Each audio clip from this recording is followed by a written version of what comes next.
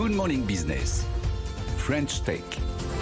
Et donc, comme promis, notre French Tech est une de ces startups qui va peut-être aider à relancer le nucléaire en France. Narea, et c'est Jean-Luc Alexandre, son cofondateur, qui est avec nous. Et ce qui est très intéressant, c'est que vous répondez à un des grands défis du nucléaire, un des grands problèmes posés par le nucléaire aujourd'hui, ce sont les déchets. Comment ça va fonctionner, Narea ? Oui, tout à fait. Bonjour à tous. Bonjour. Narea, c'est en fait un projet humaniste qui a décidé de vouloir absolument développer cette source d'énergie à partir de déchets. Pourquoi ? Pour réduire la pression sur l'extraction des ressources naturelles. C'était ça le point de départ.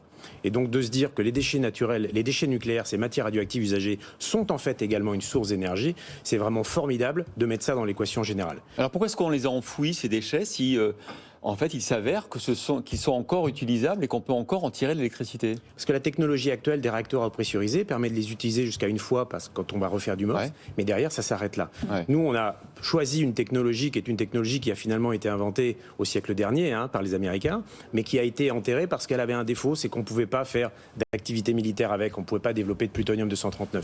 Aujourd'hui, le monde a changé. Le paradigme est complètement différent.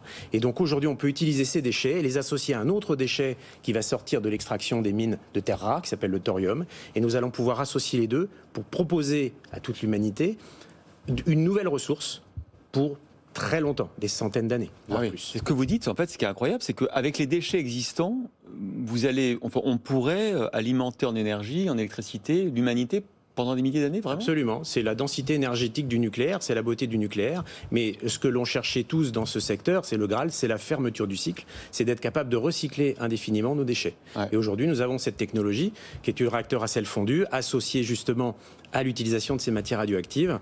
Et alors évidemment, il va falloir tout développer, bien entendu. Rome, c'est pas fait en un jour. Mais nous avons réuni autour de nous l'écosystème, le pôle d'excellence français nucléaire, pour arriver à développer cette chose-là dans un délai relativement court. Mais pourquoi c'est une petite entreprise comme vous, une French Tech, qui fait ça, qui a ses idées et qui fédère autour d'elle ? Vous avez levé quelques dizaines de millions d'euros, vous visez un demi-milliard de levée de fonds assez vite, mais quand même on se demande pourquoi c'est pas Framatome, pourquoi c'est pas des gros groupes comme ça qui font ça ? Vous savez, dans les grands groupes, même dans tout grand groupe, quand on a une innovation, on aime bien la mettre en dehors du groupe pour pouvoir aller vite. C'est en fait le même principe que nous appliquons là.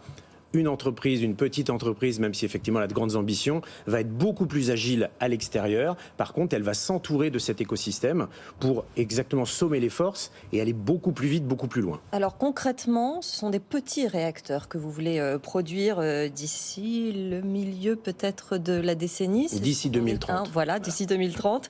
Quel type de clients ça va concerner ? Alors, c'est une très bonne question. Les deux clients principaux, ça va être le marché industriel, donc les industries qu'il va falloir décarboner, et les collectivités, les territoires. Ça veut dire qu'on va mettre un petit réacteur, un petit Narea, à côté d'une usine qui utilise beaucoup d'énergie pour qu'elle soit autonome, en fait. Absolument. Et on pourra, par là même, autour de cette usine, pouvoir alimenter pratiquement toute la collectivité qui est autour, parce que tout ça c'est extraordinairement intégré, et venir jusqu'à compenser l'intermittence des autres énergies renouvelables, parce qu'il faut oublier que la solution de demain passera par un mix énergétique. Vous aurez du renouvelable, vous aurez du nucléaire, vous aurez de l'hydroélectrique, etc.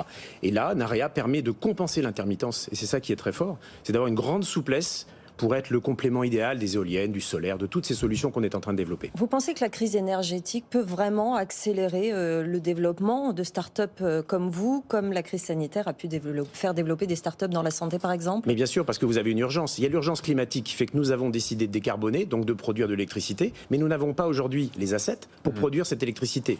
D'ici 2050, nous estimons que la production électrique va être multipliée par 4. Comment fait-on ? Un EPR, c'est la solution. Nous croyons énormément dans ces solutions de masse. Donc nous sommes les petits grains de sable qui vont venir remplir les interstices et les compléments pour aller au plus loin et dans des zones. Par exemple, je prends une île. Les îles, par exemple, c'est très compliqué.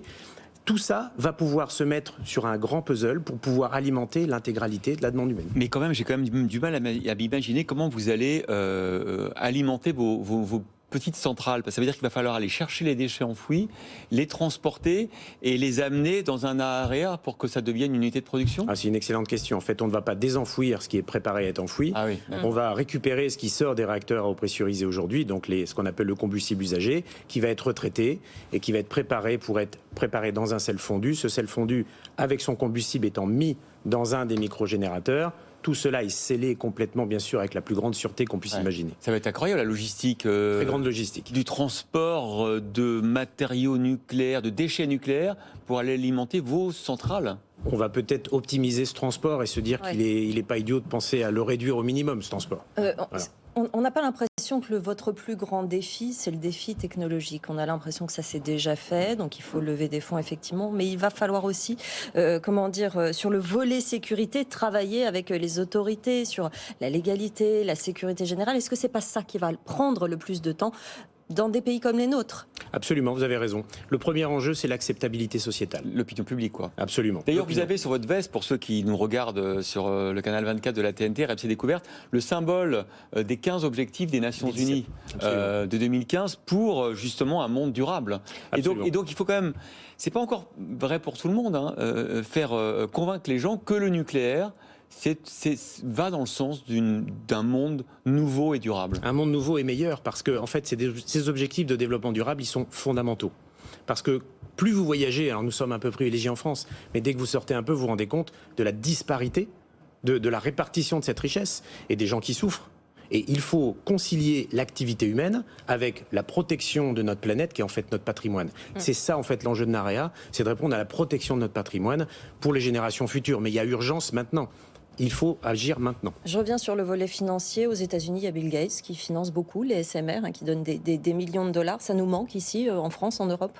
Disons qu'on est un peu en retard dans la prise de conscience, mais aujourd'hui, il y a un momentum, il y a un alignement de planètes qui fait que en fait, vous avez de plus en plus d'acteurs qui ont envie d'investir dans ce secteur, qui prennent conscience des enjeux et qui ont envie, pour la première fois, de se dire cocorico, on est capable, avec ce pôle d'excellence nucléaire français, d'avoir quelque chose qui peut avoir sa place à côté des autres.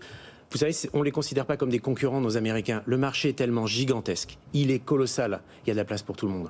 Un petit mot sur vous, Jean-Luc Alexandre. Vous n'êtes pas venu nulle part, vous êtes diplômé de Centrale Supélec, de l'INSEAD, et vous êtes allé chez Spiebatignol, Alstom, Suez. Ça fait quoi de devenir PDG d'une start-up, d'une French Tech? C'est une nouvelle page qu'on ouvre dans sa carrière. Mais vous savez, j'étais toujours dans la réalisation des projets. Chaque projet est une petite start-up à chaque fois. Aussi gros soit-il, c'est une start-up dans un délai extrêmement court, avec des systèmes parfois très complexes. Dans l'eau, par exemple, je peux vous dire, c'est hyper complexe. Donc voilà, c'est la suite logique avec un parcours avec l'énergie en fil rouge. Bon, est-ce qu'il y a un nouveau nom dans la French Tech pour parler des French Tech dans le nucléaire? Parce que Sandra est très friande de nouveaux vocabulaires. Les nucléaires tech, comme on dit? Je sais pas, la nuke tech peut-être. La nuke tech. Allez, vendu. La nuke tech, ça vous plaît, Sandra? Oui, ça va. Bon. On va dire ça maintenant. Merci Jean-Luc Alexandre, cofondateur de Narea, d'être venu ce matin sur notre plateau.